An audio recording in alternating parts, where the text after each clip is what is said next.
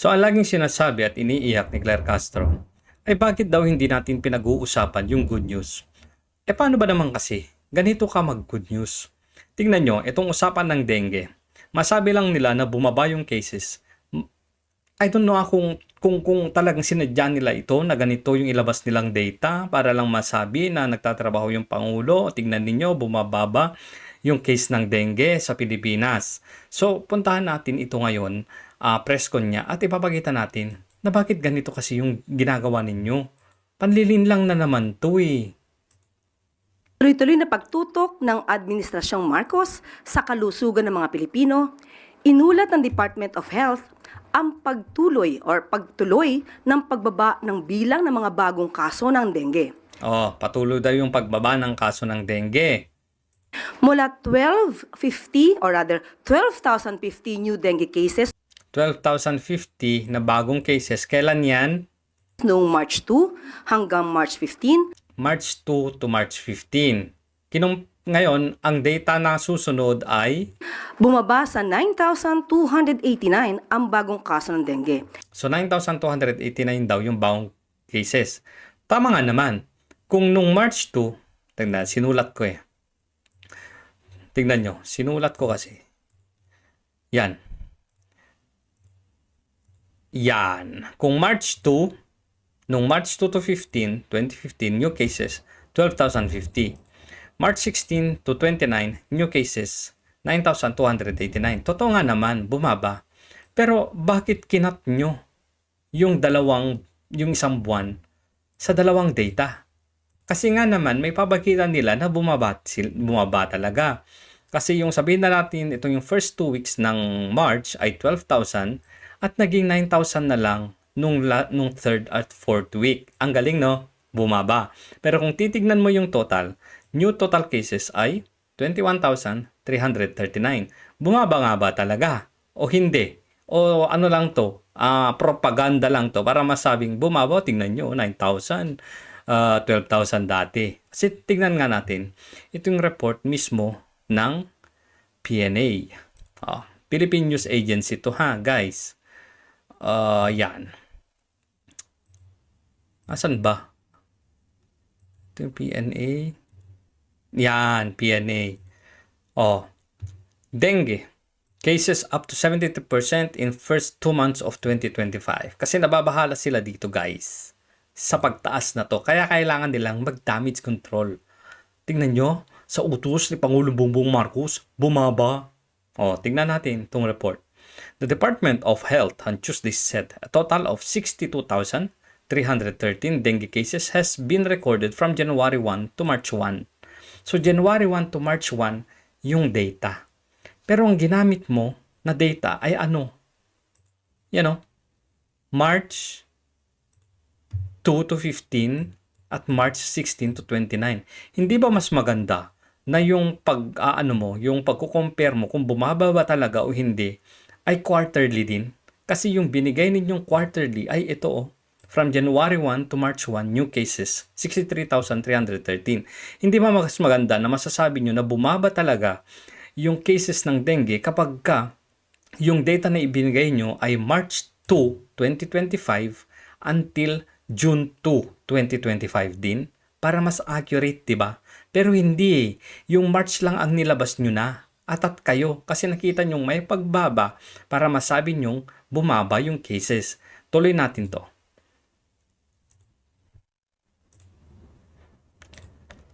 The 3 regions having the most number of cases are Calabar Zone, 12,000, National Capital Region, 11,000, blah blah blah. Pero bumaba daw yung percentage compared ng namamatay compared case fatality rate this year is lower than 0.35% compared to 0.42% lag in 2024. So good news naman talaga yan kasi bumababa nga. Ngayon, eto yung problema ko, guys. Ito yung problema. Tingnan nyo mabuti ha. Balikan natin ulit yung note. Yan. I-expound lang natin to ng konti. Kasi panloloko to eh. Kung titignan natin, di ba kanina sinabi, 63,000 yung cases ng 3 months. Okay. Ngayon, Eto, tingnan nyo. Kung 63,313 divided by 3 months, kasi eto yung data na nakikita natin eh. Ang magiging ang per month noong January, February at March, per month ay 21,104 per month. So, meron bang significant na pagbabago?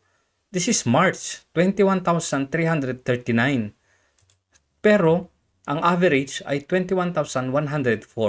Meron bang super significant na pagbaba? Wala o kakarampot lang. Bakit nyo hinati kasi dito?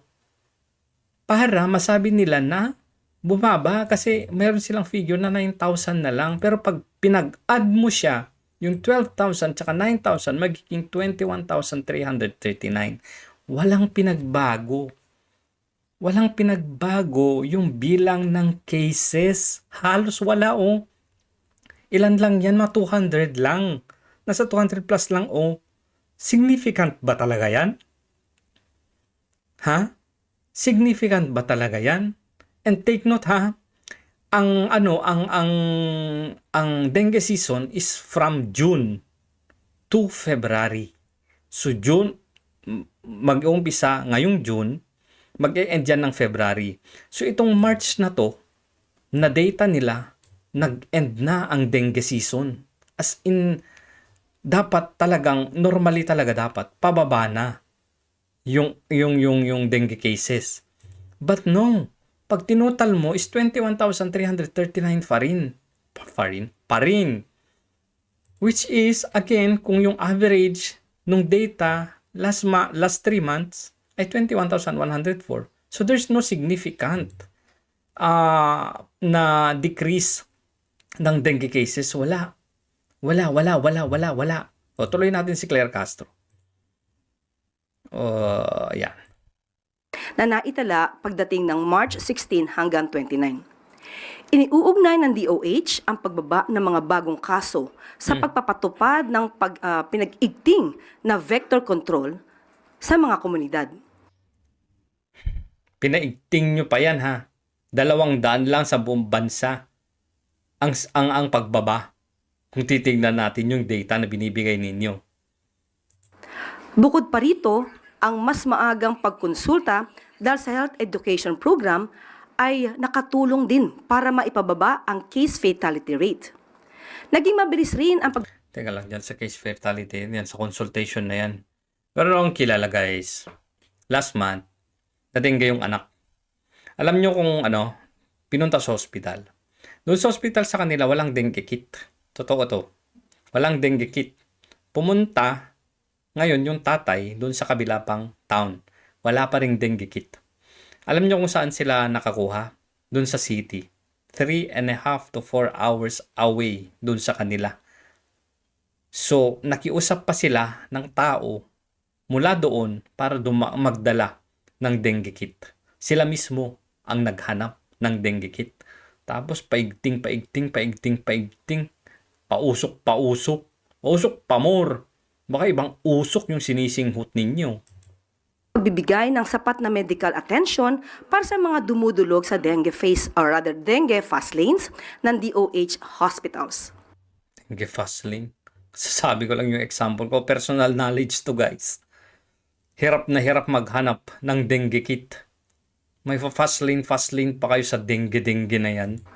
Paalala ng DOH, huwag bitawan ang disiplina sa paglilinis at maagang paghahanda para sa tag-ulan at ituloy ang alas 4 kontra mosquito. Ito'y paanyaya sa lahat ng ilang mga kababayan. Dito ako may problema. Ba't alas 4? Ba't alas 4? Ba't alas 4 yung paglilinis? Hindi, tignan nyo to.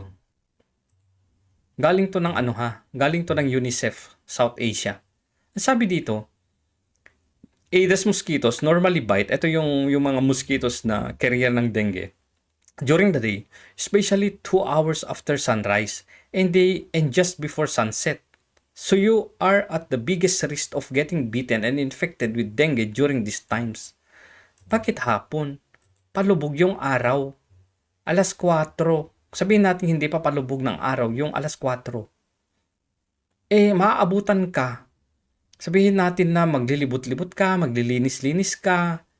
It will take you, let's say, 1 hour, nalilibot-libot.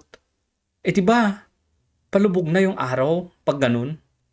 Naaalala ko nga, nung kaming mga bata pa, nung bata pa ang hapon, nung nasa elementary kami guys, pinagbabawalan talaga kaming lumabas sa mga classrooms ng pagpatak ng alas 4. At pagka dismissan na, 4:20, 4:30 hanggang 5 o'clock yan, depende sa grade. Kasi mas late yung ibang umuwi.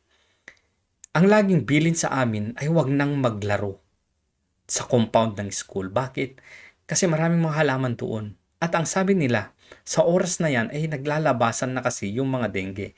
Mas mabuti yung mga mosquito na carrier ng dengue. So mas mabuti na umalis na lang kayo dito sa school, umuwi na lang kayo sa inyong mga bahay-bahay. At pag uwi nyo doon sa inyong mga bahay, huwag kayong maglalaro sa labas. Kasi ito yung time na nangangagat yung mga dengue. So bakit sinasabi ng DOH alas 4 kontra dengue? Hindi ko gets. Hindi ko talaga gets.